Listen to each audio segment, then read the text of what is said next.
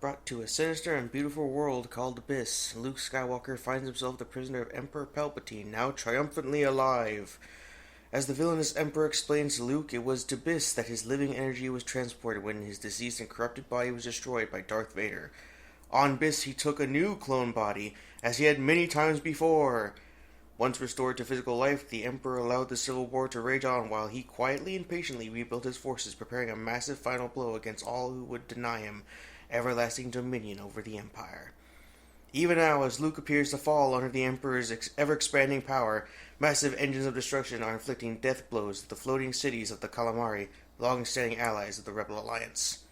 In response to Admiral Akbar's urgent commands, the Rebel destroyer Emancipator, together with an armada of frigates and star cruisers, makes the hyperspace jump to the Calamari waterworld, ready to engage the Emperor's world devastators.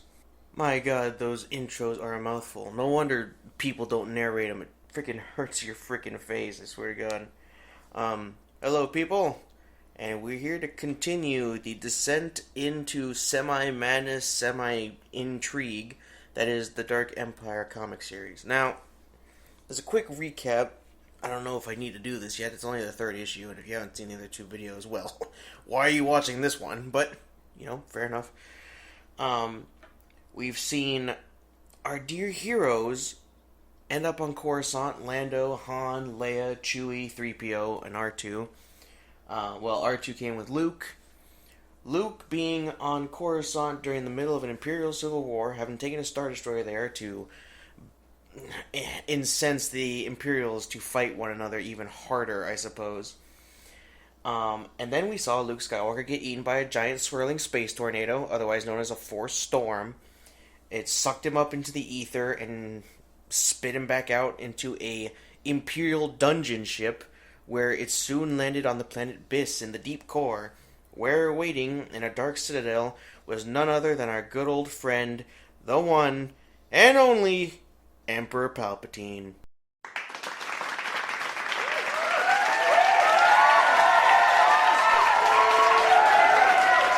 Now, the great thing about all this is that it's crazy, it's wonderful, it's wild, it's imaginative, but it's got serious flaws.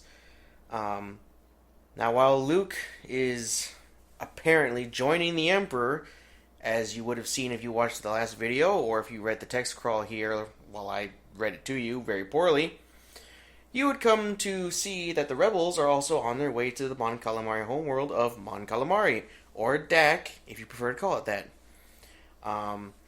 And they're attempting to cease the Imperial attacks upon the planet due to the planet's long-standing alliance with the rebels, while the Imperials utilize the new weapons known as the World Devastators, giant world-eating machines that suck up all matter and convert it into weapons, tanks, fighters, whatever it may be able to turn it into.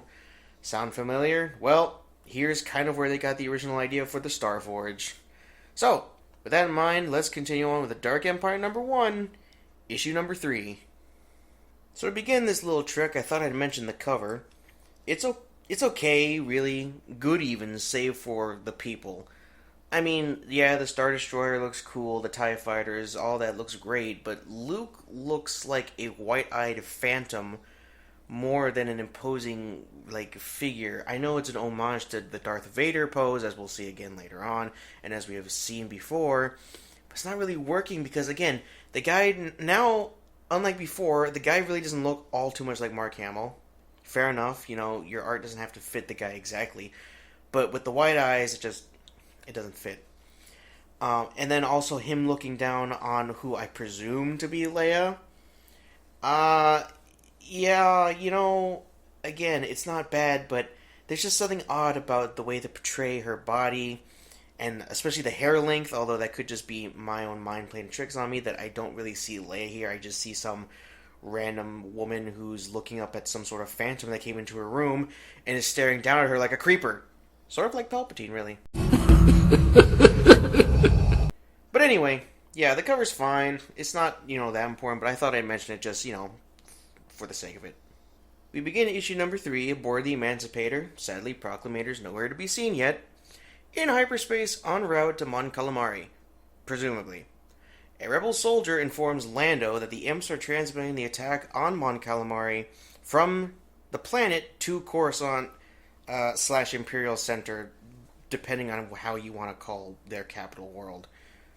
Lando declares that their transmitting of these images does them a favor rather than anything else, and orders them to recalculate re-entry coordinates to a few degrees off the origin point of the transmission.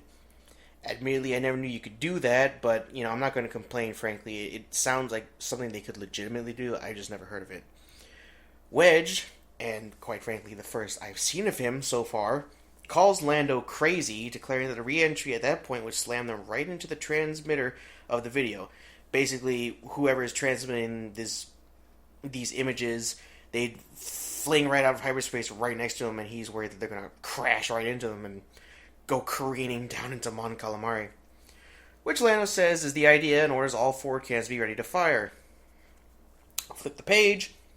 Upon re-entry, they fire the batteries on the Super Star Destroyer Allegiance, which had its shields down due to the lull of orbital patrol and there being no real enemy ships on the inbound, or so they thought. Though really, this doesn't look like an SSD to me, Super Star Destroyer, but these comics are the source of the Allegiance-class Star Destroyers, so I'll accept it. They're just Imperial classes that are a bit too big for their own good and officially are classified as the Allegiance class.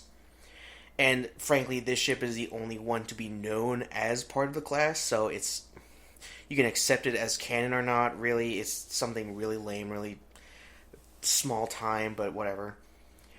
Not to be confused either with the Allegiance-class battle cruisers of the Empire, which are just as big, if not bigger, than the Imperial Star Destroyer designs or the Allegiance-class itself. Let me repeat that. This is the Allegiance of the Allegiance-class Star Destroyers. Or Super Star Destroyers. This is the Allegiance-class battle cruiser. There's a difference, but I really couldn't tell you how big of one there is. Honestly, the only difference being probably in size, because the Empire seems to have this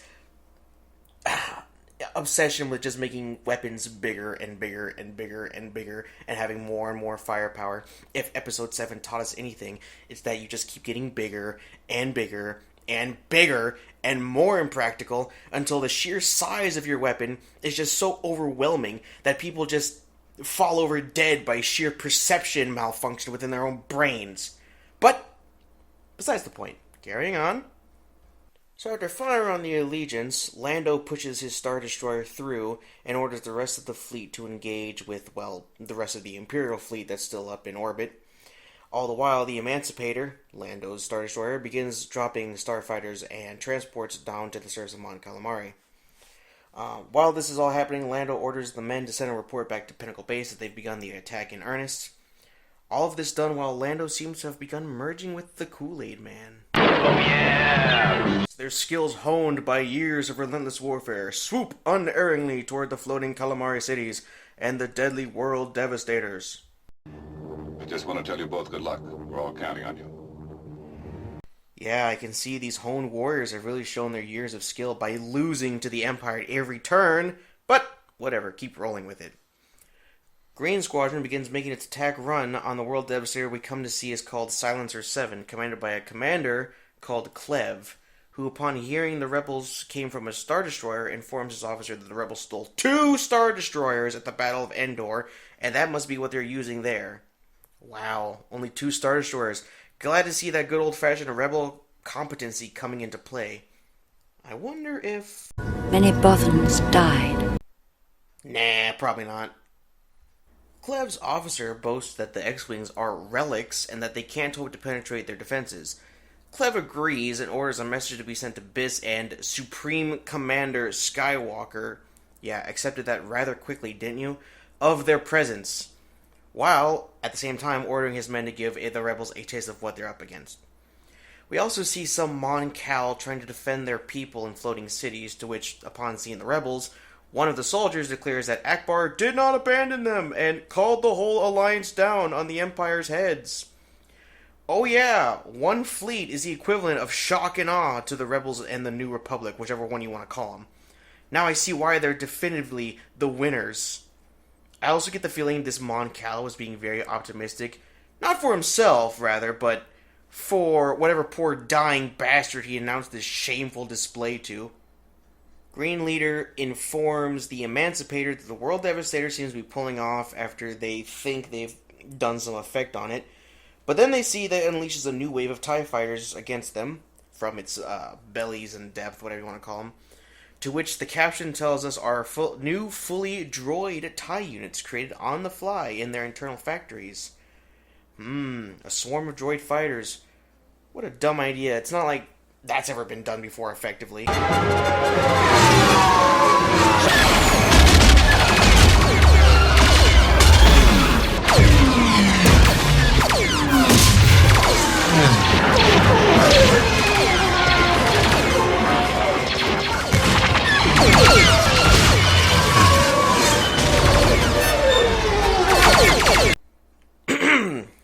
Anyway, hundreds of these little droid TIEs engage the little rebel X-Wing force and bring down Green Leader. All the while, the narration box feels it necessary to associate the word entrails with the World Devastators. I don't know why, but whatever. Speaking of which, Silencer 7 begins ascending into orbit to engage the rebels, which Lando says he, of course, has a bad feeling about. Because, as I said before, Star Wars is not Star Wars unless someone has a bad feeling about something. Good lord. The rebels relay to Pinnacle Base that one of the World Smashers, alright, I don't know who put this idiot in charge of the comms, but whatever, is heading right for them. Lando orders the ship to fire all 4 torpedoes, but I believe it's Wedge who tells Lando that the Emancipator is about to be nothing but scrap as we see Silencer 7 begin absorbing the Star Destroyer. Admittedly, kind of cool scene. Lando thus orders everyone to man the escape pods and laments that things haven't been this bad since Vader was alive, which, quite frankly, is a fair enough statement. Impressive. Most impressive. We return to Pinnacle Base upon the 5th moon of Glossucha? I must have read the text wrong from last. Alright, let's take a look. No, it says Da Sucha. Great. Tack on inconsistency for this series too.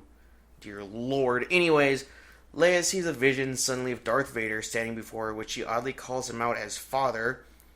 I mean, I guess at this point she already could have resolved her daddy issues, but whatever. He says that he's not Vader, and that Vader is free, along with all the Jedi that came before, to which it is revealed to be Luke and not Vader. And in the most cliche manner, he says, "My sister." Luke, seeming all uber emo, like the rest of the 90s, tells Leia to stay away and not to come for him, that he had to take the path their father took to save everything from the dark side. Leia says that he cannot hope to save everything by joining the dark side and would only destroy everything. To which suddenly good old Palps arrives and mentally cuts their communication off with a blast of dark side energy that throws Leia to the floor. Don't worry though, 3PO arrives after taking a nap to help her. Yay. Meanwhile, Han is instructing the new fighter pilot recruits. The narration bubble making it clear that he's not aware of his wife's distress. Since when has he ever been in this series thus far? Apparently a weapons plant, I don't know if they meant planet or plant, but let's just go with plant, turned on the Empire and joined the rebels and brought with them the latest Imperial fighter designs. Oh yeah, that totally looks Imperial, but anyways. Han tells the pilots they'll get to fly the new fighter soon, and by that he means tomorrow. They ask why, and Han just relates that the Devastators are tearing them apart at Mon Calamari, again bringing up this notion that they're worse than the Death Star. Hey, at least here he can admit that unlike somewhere else, the new superweapon is dangerous. And not just some another Death Star to blow up, because hey, billions of people are going to die, but always has a weakness, let's just go blow it up again. No, at least here he actually does make it sound like, okay, no, this is a bad situation. Looking to you, but again, moving on. Han then shows the pilots the E-Wings, a favorite among some EU fans. Han explains they've beefed up the cannons to the point where they may or may not blow up in your face when you fire them off. Because, of course, Han doesn't give a shit about anyone else's safety. Better her than me. Han sees Mon Mothma approaching and gets all paranoid about it because of the look on her ever-stoic face. She, however, has only come to tell him that Leia's been put in the infirmary for collapsing, or as 3PO puts it, short-circuiting. So he goes to Leia and she begins telling him again that the Force is bringing her and Luke closer together, even though they're far apart, in reality, and that the dark side is swallowing Luke whole. She says that they've got to find him, and Han brings up that sure, they'll do that, but there's only millions of systems to search through. Leia says she can use the Force to track him down, and Mon Mothma does state that if the last real Jedi and one of Luke's caliber turned, it may as well be over for the Rebels. And once a fucking again, Han doesn't want to do shit. Even going as far as to say, yeah, well, if he's such a great Jedi, how come I have to keep rescuing him? To which Leia yells at him again. Fuck off, Han. Jesus Christ. Better her than me. Han makes an excuse after being yelled at that he was tired of instructing the Green Rebels and that Chewie finished overhauling the Millennium Falcon anyways. He asks Leia if she's actually up for making a trek through space and wonders if she actually knows where Luke is, to which she says he's in the deep core, which has been blocked off by the Empire for decades. Oh yeah, and that it's dangerous for everybody, and not just her or him, because, Han just... I'm not even... Moving on. Han says that he has to get in contact with some people that can help them get into the deep core. And the narration box tells us that once again, Leia, Han, and Chewie will leave the safety of Pinnacle Base. Anyway, moving on, Leia tells 3PO that he can't come, and like the worried, doting wife that 3PO is, he claims that he has to go support R2 emotionally. Well, what would you suggest? And so he begs to come along. General Raikin shows up, I guess he's been there too, and tells Han good luck and to bring Luke back, which Han says he will because he always gets things done the second time around. Or the third, or the fourth, but who's counting at this point? We see the Falcon lift off among a swarm of exiles, and Mon Mothma, I believe it's Mon Mothma anyways, tells Raikin that the continued survival of the New Republic depends on the Jedi Knights, to which the General says nothing. Han tells Chewie to punch in the coordinates for Nal Hutta, to which Leia asks if he's nuts, since that's Jabba's birthplace, and the narration box gives us a quick rundown on Nal Hutta, what it means, and that Nar Shaddaa is orbiting as its moon, which, for a newbie reading this stuff who doesn't know anything about the planet and the moon, is appreciated, I'm sure. We cut to them over Nar Shaddaa, which is a rather jarring transition because it seems like they just get there in a snap of a finger, but whatever. Leia says that the moon is covered in bounty hunters and Hutts who may want her dead, her and them all dead for what she did to Jabba.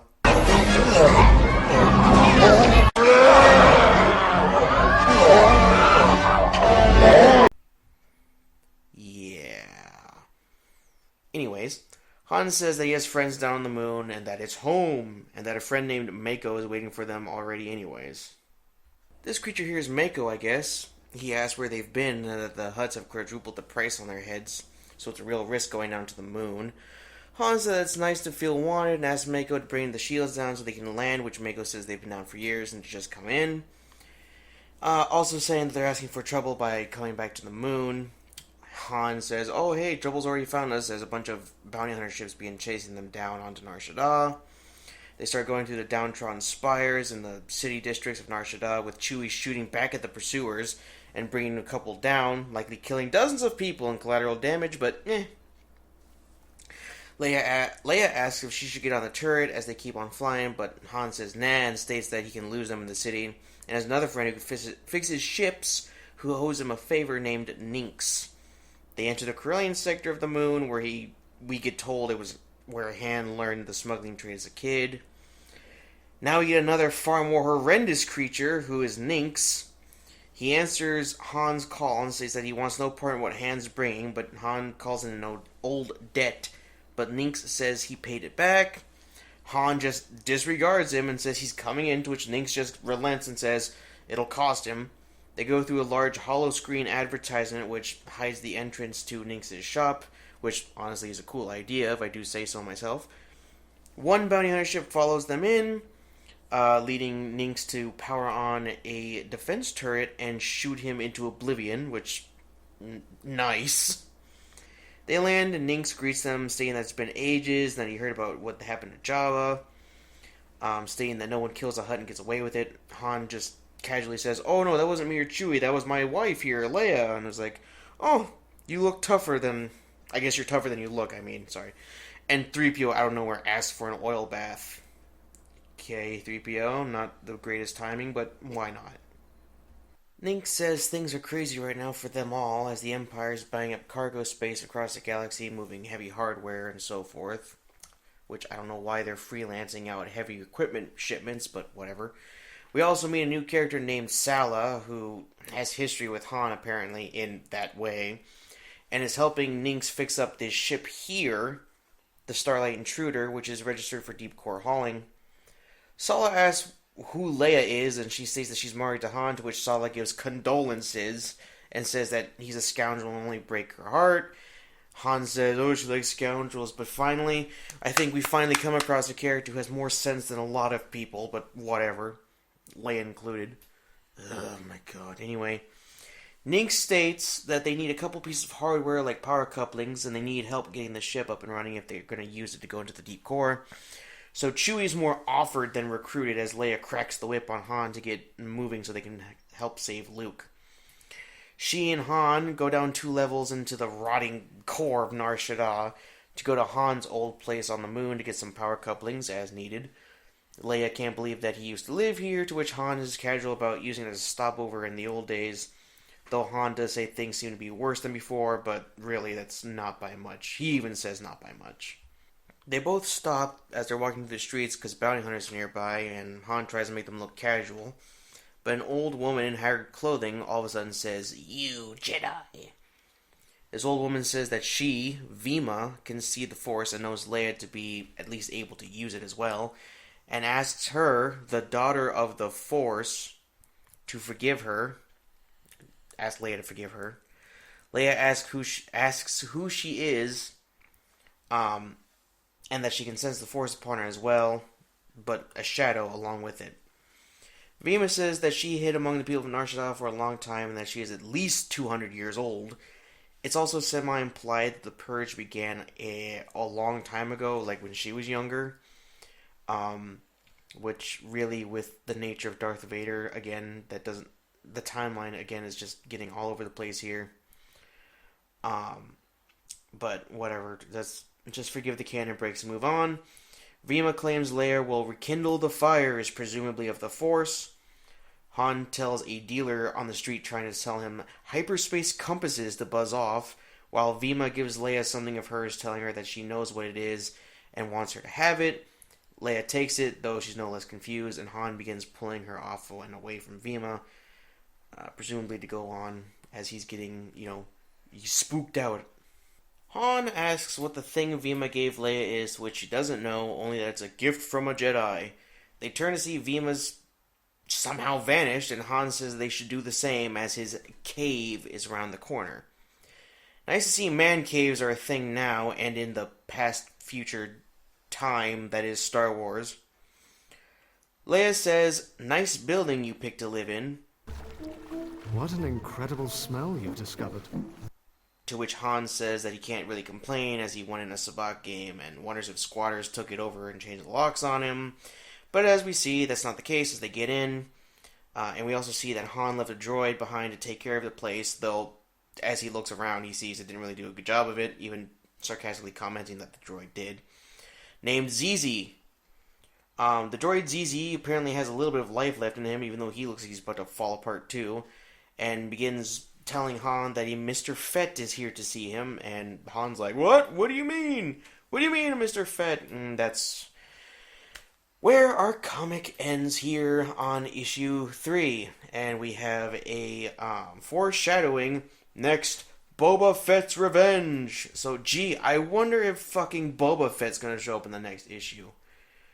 Good lord. Alright, let's make this summarization a little bit shorter than before. Basically, issue number 3, it's good. It opens up very strong with the battle scenes. I think that the the action shown with the rebels attacking the Empire over Mon Calamari and then on the planet is actually very strong, showing the World Devastators to actually be a viable threat and not something that's just brushed off as, oh, we'll take care of it, is good. I think, okay, I'm gonna say that a problem I have with this one, I didn't have with the other ones, is that it's really Han Leia centric, and I don't mind Leia as a character, I don't mind Chewie as a character, and you know what, on a good day I don't mind Han as a character. I don't like his character, but I don't mind him. However, here, it's this continual just like anti-do anything. It's just no, fuck it. I don't want to do anything. I don't want to work. I don't want to put in the effort. It's like a guy who has explicitly been said to have been your best friend now, Luke. I mean, you could say Lando or Chewie. Of course, Chewie, whatever. But a guy who's your best, human friend. Who you guys have been through all this stuff together. Years now. This is years after the films, after Episode 6. This is years after they took Coruscant, lost it. This is after the whole Thrawn business. I believe. It should be. Yeah, anyway, getting confused. But it's just after all that, and you're just like, Han's just unwilling to do anything. And it's getting really frustrating. Leia is fine in this issue. She seems a little odd, kind of like a little, I don't know, a little too, reliant, I'd say. I mean, she is still assertive with Han, but she seems a little more quiet, kind of reserved, not really, more outspoken as I'm used to in other material, but, it's not game breaking or anything, so it doesn't really bother me all that much. No, Palpatine makes it. No, I'm not gonna say that. The one glaring issue I caught between Da Sucha and Gla Sucha, I don't know what that was all about, or I think it was Gla Sucha or whatever. I don't know how you couldn't see that was a typing error or something. Because they quite clearly say Da Sucha and Gla Sucha, and in the last issue they in no way said that they moved from Da Sucha to a different planet called Gla Sucha. So I'm going to count that as a error, a serious error. But, and then Luke's little cameo, the looking like Darth Vader thing, I don't know what was the point of making him look like Darth Vader. He's looked like Vader twice now. I'm guessing that is supposed to just be a continuing symbolism thing, where it's like every time Leia sees him now, he always appears as Vader first and then Luke, as a sign of his continuation down the dark path. But still, I don't really see the purpose in it. But, it's still a nice aesthetic, really. Yeah, Nar Shaddaa is cool. Seeing kind of one of the earlier, I'd say, depictions of the Smuggler's Moon. Yeah. Not much else to say. I mean, the issue is good. I mean, I still think the issue is good. I just don't find it as interesting as the last one or the one before. Because the last one and the one before kind of played up the whole, like, a little bit more Luke centrism. And I think the problem with Dark Empire is that you're a little more invested in what's going on with Luke than anything else. But that's just my opinion. So, not that much to say this wrap-up time. But, so yeah. That was Dark Empire number 1, issue 3. I'm Carl. It's not my name, but you can call me it. And I will see you at Dark Issue. Good lord. I'm tired. Dark Empire number 1, issue number 4. When we get there. Thank you all for watching. Peace.